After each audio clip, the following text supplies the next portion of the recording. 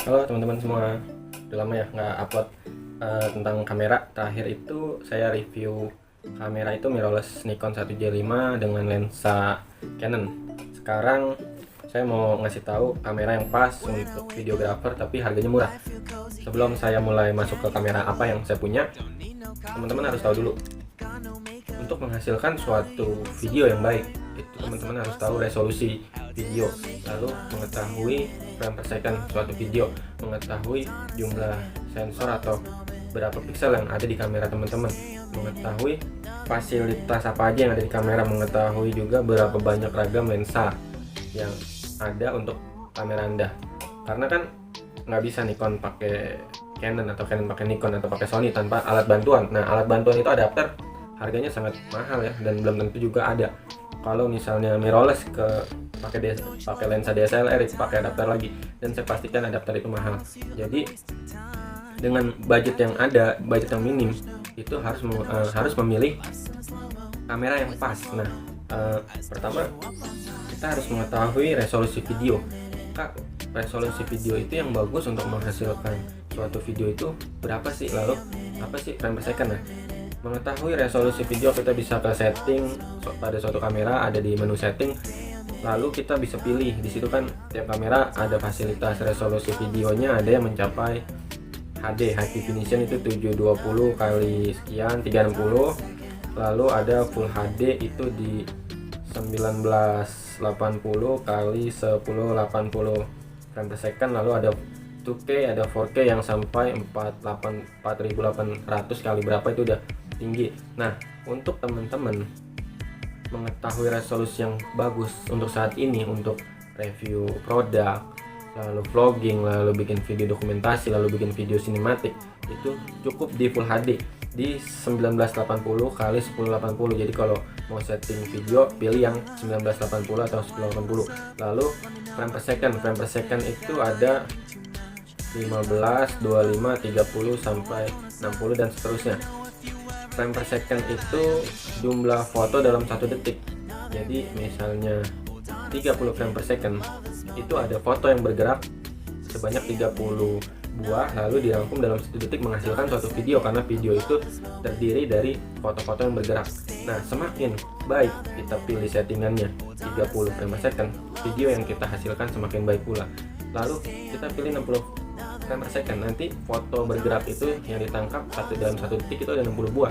Jadi videonya itu semakin baik kualitasnya ketika kita rubah ke settingan 60. Tapi sekali lagi, kebutuhan vlogging atau kebutuhan dokumentasi atau bikin sinematik beda ya di antara 30 dan 60. Baiknya dari teman-teman, pengalaman saya untuk editingnya, yang kalau sinematik kita harus pakai yang 60 frame per second, karena nanti di editing itu ketika kita rubah slow motion atau kita buat sinematik, kita buat smooth, itu 60 frame per second lebih baik daripada 30. Tapi kalau untuk review produk seperti ini, ngevlog, 30 frame per second aja udah bagus, karena kalau kita pilih 60 frame per second ataupun di atas 60 frame per second itu jadinya akan slow banget, akan jadinya smooth banget kan. Orang kalau review produk terlalu lama, ini pulpennya, tutupnya, jadi kan orang kelamaan pengennya langsung ini pulpen, ini tutupnya, dia menggunakan 1 buah dalam 1 rangkaian kan cepat kalau 30 frame per second. Kalau yang 60 frame per second itu biasanya buat film, bikin video sinematik, dokumentasi, atau video-video yang menarik, itu bagusnya pakai yang 60 frame per second.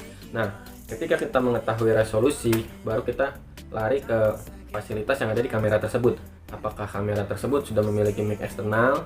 Apakah kamera tersebut sudah memiliki HDMI? Apakah kamera tersebut memiliki flash internal ataupun flash, bisa dipasang flash eksternal, bisa dipasang lighting, lalu bisa kamera tersebut bisa di flip kah layarnya, bisa dipasang layar eksternal kah, lalu kamera tersebut bisa digonta-ganti lensanya kah.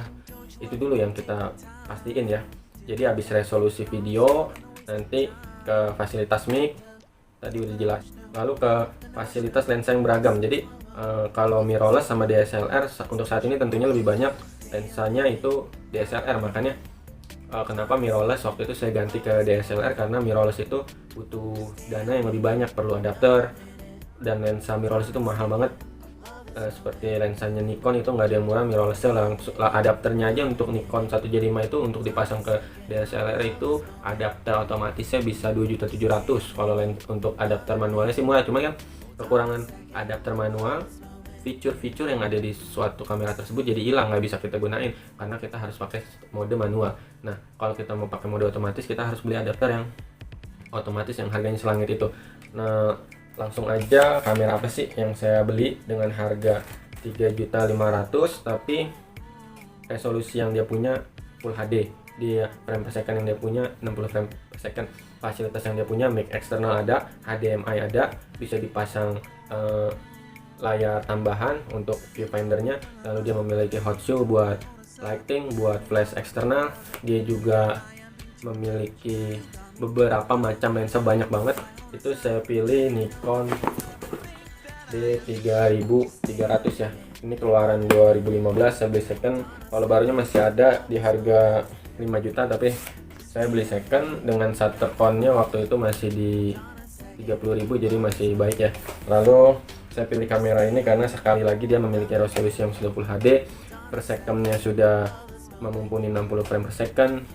Semua fasilitas yang di sini saya rasa cukup untuk bikin video, dan nanti hasil video foto yang saya gunakan pakai kamera ini itu saya akan tampilin di video ini. Jadi buat teman-teman, sekali lagi, beli kamera itu nggak selalu harus mahal, nggak perlu harus mahal. Yang penting satu, teman-teman mengetahui resolusi, mengetahui frame per second, mengetahui sensornya berapa, mengetahui fasilitas suatu kamera itu seperti apa dan beragam lensanya seperti apa.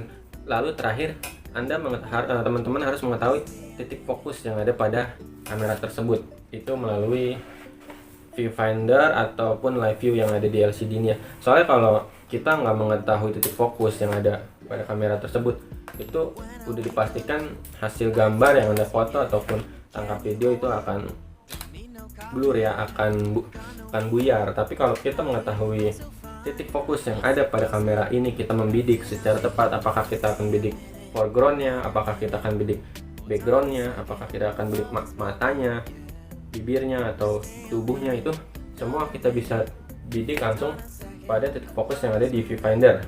Ketika kita tekan setengah, dia akan otomatis akan mencari titik fokusnya sendiri. Ketika titik fokusnya sudah dapat, langsung kita jepret. Nah, hasilnya pun tidak akan buyar ya. Setelah kita mengetahui kamera ini cukup lengkap, saya menambahkan lensa Yongnuo, lensa fix, karena seorang videografer ataupun fotografer tidak cukup memiliki satu lensa kit, karena lensa kit ini untuk ngambil belakang bokeh atau blur kurang ya. Jadi saya perlu lensa fix Yongnuo dengan harga 900.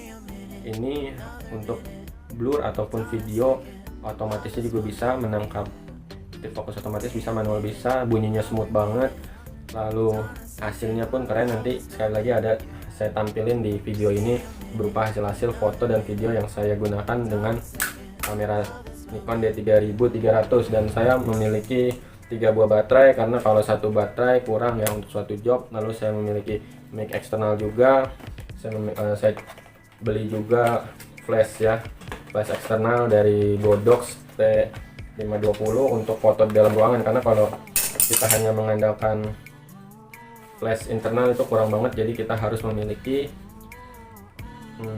flash eksternal agar hasil yang dihasilkan dari suatu kamera itu jelas. Nah, ini dia mic eksternalnya ya. Jadi kalau buat vlogging atau buat bikin film yang ada percakapan, ini udah cukup banget ya.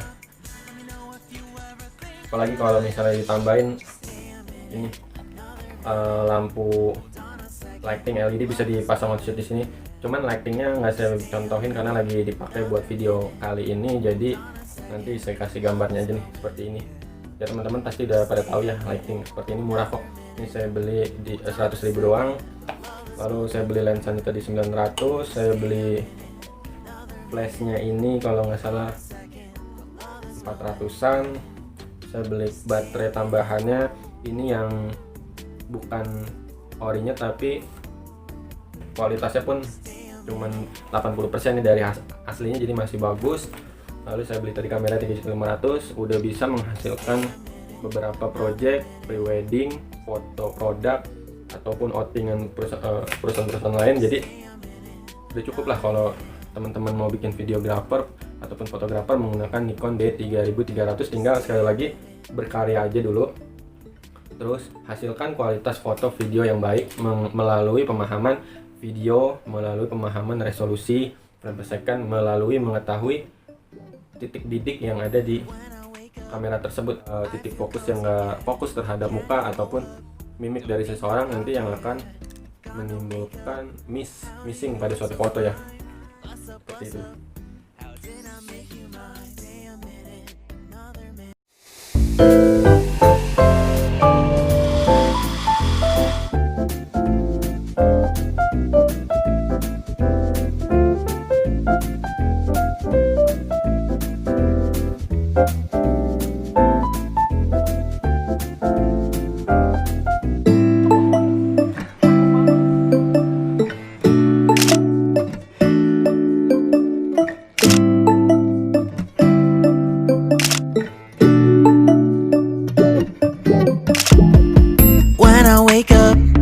I feel cozy, yeah.